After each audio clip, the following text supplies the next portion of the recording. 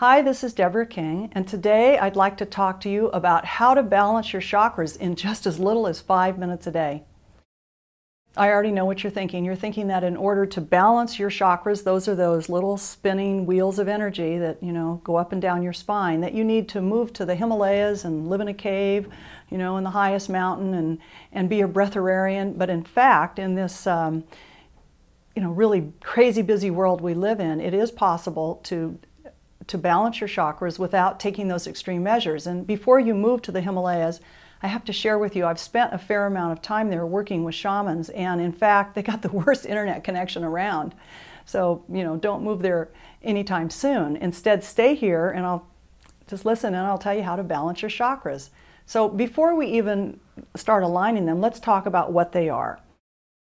So the word chakra, it's Sanskrit and it means wheel of light. What it does is it's a little spinning funnel, and it pulls energy in from the outside world.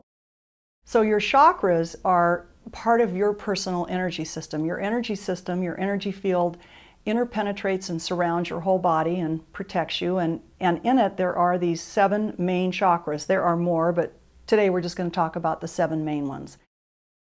Each chakra is pulling energy in from a vast source of energy that surrounds us, the big field of energy. And for now, I want you to focus on your vertical power current, which is, you can think of it as located where your spine is, and picture these 7 wheels of light, that are spread throughout your spine from your sacrum to the top of your head.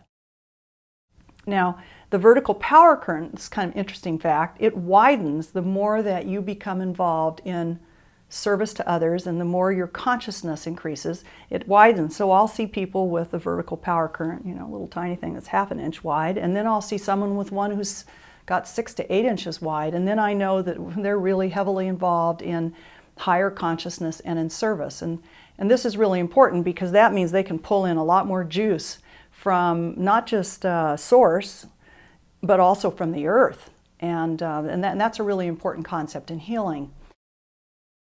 So what you want to do is you want to integrate your chakras. Each chakra represents an area of consciousness in your life. One of the easiest chakras to understand is the heart. It's located in the center of your chest. It's your 4th chakra.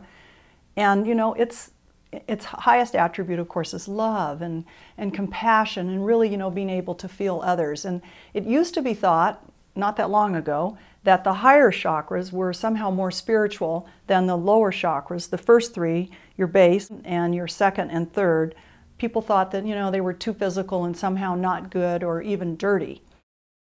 And in fact, every chakra is just as important spiritually as every other one.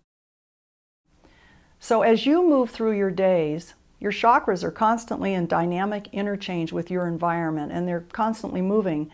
And sometimes they get really whacked out. Now, I don't want you to be fearful. It's really common to have any number of chakras, distorted or out of balance, or sometimes even closed, which is not a good thing. When I first started in this field when I was young, wow, I had, 6 or 7 chakras completely out of whack. So don't be concerned that, you're dying if someone tells you that your chakras are not in very good shape. That's really important information for you, because you can take that and you can change it. So what can you do on a daily basis to help your chakras be happy? Well, one of the main things you can do is to stay grounded. Now, here I'm mostly focusing on the 1st chakra, but the 1st chakra is so important, it can affect your whole field. So here are some tips that take less than 5 minutes a day for you to keep your base chakra in its most vibrant state. One step is to go out and hug a tree. I'm totally serious. Hugging trees is one of the best ways to recalibrate your base chakra. And another thing that tree hugging will do for you, by the way, is clear all those EMFs, those electromagnetic frequencies that you've picked up from your cell phone and your wireless device and your computer and whatnot. Clear those out of your field too. You don't want those either. Now, a second thing you can do is kick off your shoes if the weather's decent and walk barefoot. Less than 5 minutes, 2 minutes of barefoot walking can really impact your chakras and your field. And a third thing you can do if the weather's not very cooperative, you can do inside. That's kick off your shoes inside, put on a CD of drum music, and move to the drum beat. It's a lot of fun, and it will really recalibrate your base chakra and indirectly affect all of them. Now, although these exercises sound simple and they take less than 5 minutes a day, they have actually a very profound effect on your chakras and your whole energy field, and will really put you back into balance. Now, if you're curious to learn more about your chakras, come over to my website, deborahkingcenter.com, and download my free chakra chart.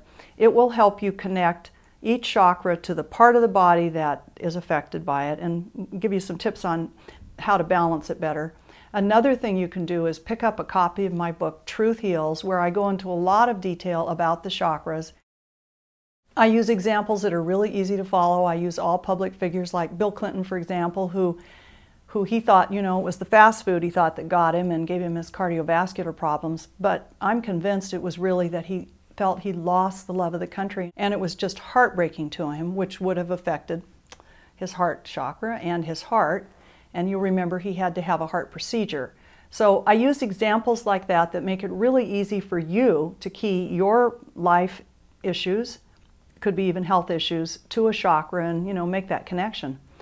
And if you're even more fascinated about chakras and you want to learn more, you should check out my 21st Century Energy Medicine program. You can get information about it also on my website, deborahkingcenter.com.